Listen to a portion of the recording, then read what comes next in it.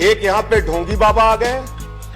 ढोंगी बाबा कह रहे हैं अरविंद केजरीवाल के तार पाकिस्तान से जुड़े हुए हैं।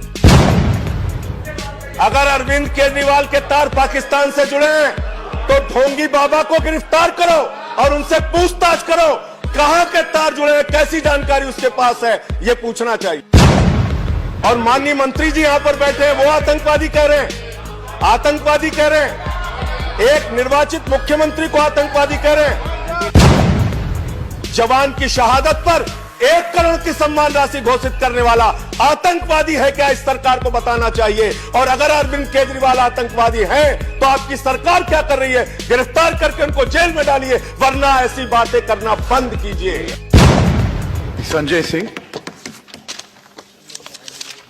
धन्यवाद मान्यवर, आपने मुझे प्रेसिडेंट एड्रेस पे अपनी बात कहने का मौका दिया। मान्यवर, मैं महामहिम राष्ट्रपति जी का भाषण पढ़ रहा था और उसमें दूसरे पॉइंट पे लिखा है, यह दशक भारत के लिए बहुत महत्वपूर्ण है। इस दशक में हमारी स्वतंत्रता के 75 वर्ष पूरे होंगे। इस दशक में हम सभी को मिलकर नई ऊर्जा के साथ नए भारत के निर्माण को गति देनी है। नए भारत के निर्माण को गति देनी है। You have 8 minutes. नए भारत के निर्माण को गति देनी है मान्यवर, ये महामहिम राष्ट्रपति जी के द्वारा कहा जा रहा है। और महामहिम राष्ट्रपति जी जो कुछ भी पढ़ते हैं वो सरकार का लिखा हुआ भाषण रहता है, जो महामहिम राष्ट्रपति जी के द्वारा पढ़ाया जाता है।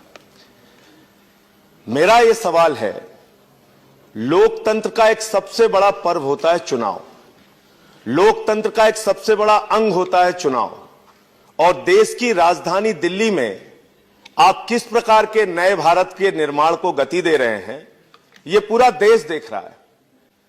एक निर्वाचित मुख्यमंत्री को, अरविंद केजरीवाल जी को, भारतीय जनता पार्टी के सांसद और नेता आतंकवादी कह रहे हैं, आतंकवादी कह रहे हैं। और माननीय मंत्री जी यहां पर बैठे हैं, वो आतंकवादी कह रहे हैं, एक निर्वाचित मुख्यमंत्री को आतंकवादी कह रहे हैं।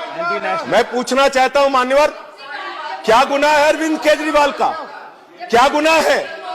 आईआईटी से पढ़ाई करके, कमिश्नर की नौकरी छोड़ के जिस व्यक्ति ने भ्रष्टाचार के खिलाफ 15 दिन का अनशन किया, वो आतंकवादी है क्या मान्यवर?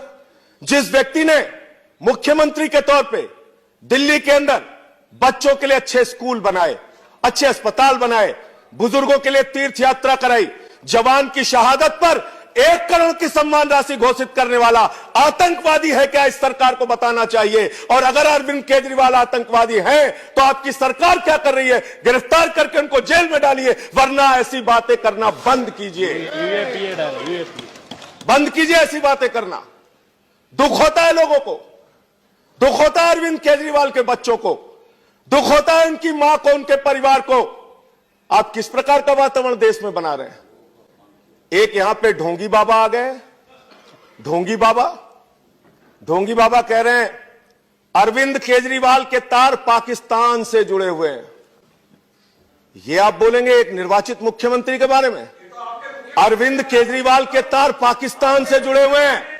अगर अरविंद केजरीवाल के तार पाकिस्तान से जुड़े हैं तो ढोंगी बाबा को गिरफ्तार करो और उनसे पूछताछ करो, कहां के तार जुड़े हैं, कैसी जानकारी उसके पास है, यह पूछना चाहिए। आप दिल्ली का माहौल बिगाड़ रहे हैं, देश की राजधानी को आप बर्बादी के कगार पे पहुंचा रहे हैं। जब से आपकी सरकार आई है, इसी दिल्ली में 24 घंटे में 9 हत्या हुई, वकीलों पे गोलियां चली, छात्रों पे लाठियां चली, एक नेत्रहीन छात्र को जूते से पीटा गया। अभी खुलेआम 3 दिन लगातार गोली की फायरिंग हो रही है। आपसे किसी मुद्दे पे बात नहीं होती।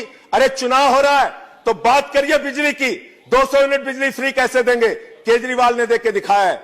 बात कीजिए पानी की, बात कीजिए चिकित्सा की, बात कीजिए शिक्षा की। आपसे कहते हैं 200 यूनिट बिजली फ्री कैसे होगी, आप कहते हैं शाहीन बाग। आपसे पूछिए पानी 20,000 लीटर फ्री कैसे देंगे, आप कहते हैं शाहीन बाग। आपसे पूछते हैं महिलाओं को बस की यात्रा फ्री कैसे दोगे, आप कहते हैं शाहीन बाग। अरे शाहीन बाग, शाहीन बाग, शाहीन बाग, शाहीन बाग करते करते दिल्ली की जनता भाजपा वालों से कह रही है चल भाग, चल भाग, चल भाग। चल भाग, ये हालत इनकी हो गई है। मुद्दों पे बात नहीं करेंगे, मुद्दों पे बात नहीं करेंगे मान्यवर। ना इनके पास कोई विजन है, ना इनके पास दिल्ली के लिए कोई कार्यक्रम है, ना इनके पास कोई नेता है। तो नेता विहीन और मुद्दा विहीन भारतीय जनता पार्टी दिल्ली के अंदर आज माहौल बिगाड़ने का काम कर रही है। दिल्ली के अंदर आज माहौल बिगाड़ने का काम कर रही है। मान्यवर, मैं आपके माध्यम से इस सरकार से पूछना चाहता हूं, आप दिल्ली का चुनाव क्या मंशा है आपकी? आप तो हार रहे हैं। आपके एक नेता ने कहा, आप लोग दिल्ली के चुनाव में कह रहे हैं हिंदुस्तान पाकिस्तान का मैच हो रहा है। बताइए, लोकतंत्र में दो पार्टियां चुनाव लड़ रही, हिंदुस्तान पाकिस्तान का मैच हो रहा है। ऐसी भाषा कहते हुए आपको शर्म नहीं आती? देश के चुनाव को आप हिंदुस्तान पाकिस्तान बना रहे हैं। अपने ही देश में अपनी ही पार्टी, अपने ही देश की राजनीतिक पार्टियों को आप पाकिस्तान कहकर संबोधित कर रहे हैं। मैं आज इस सदन में कह रहा हूं, 11 तारीख को परिणाम आएगा तो हिंदुस्तान तो जीतेगा, लेकिन क्या जो लोग हारेंगे वो अपने आप को पाकिस्तान मानने को तैयार है? क्या अपने आप को पाकिस्तान मानेंगे क्या? मैं मान्यवर, आज इस सरकार ने बड़े बड़े दावे किए हैं। हालत क्या बना दी देश की? अगर आप देश की आर्थिक मंदी की बात करें, अभी बजट आया, नया बजट, और बजट आने के बाद यह सरकार बड़ी बड़ी बात कर रही थी इस नए बजट में। जिस दिन बजट आया, बजट आने के दूसरे दिन 4 लाख करोड़ रुपए निवेशकों का शेयर बाजार में डूब गया। यह है आपके बजट की हकीकत, यह है आपके बजट की हकीकत, यह आपकी बजट की हकीकत। देश की जीडीपी 4.5% पहुंच गई। देश में बेरोजगारी 45 वर्षों में सबसे ज्यादा हो गई। काला धन लाने की बात आपने कही थी, 15 लाख देने की बात आपने कही थी। आपने देश की जनता को गुमराह किया, आपने देश की जनता को भ्रमित करने का काम किया। न काला धन आया, न 15 लाख मिला। महंगाई का आलम यह है, 32,000 टन प्याज सड़ गई, किसी को पता नहीं चला। कह रहे 32,000 टन प्याज सड़ गई। अरे वो प्याज सड़ी नहीं है, आप लोगों ने प्याज का घोटाला किया है। घोटाला, उसकी जांच होनी चाहिए, उसकी जांच होनी चाहिए।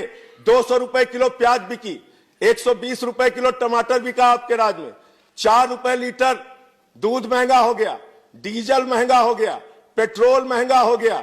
देश में महंगाई आसमान पे जा रही है। आपको उसकी चिंता नहीं है। आपको दिन रात खाली देश को नफरत में झोंकना है, नफरत की आग जलाना है देश के अंदर, देश का माहौल बिगाड़ना है। आपको देश के मुद्दों पे बात नहीं करनी। आप कर क्या रहे हैं? आप कर क्या रहे हैं? कह रहे हैं हम सरकार को फायदे में लाने के लिए अपने सारे सरकारी विभाग जो फायदे में चल रहे हैं उसको बेचेंगे।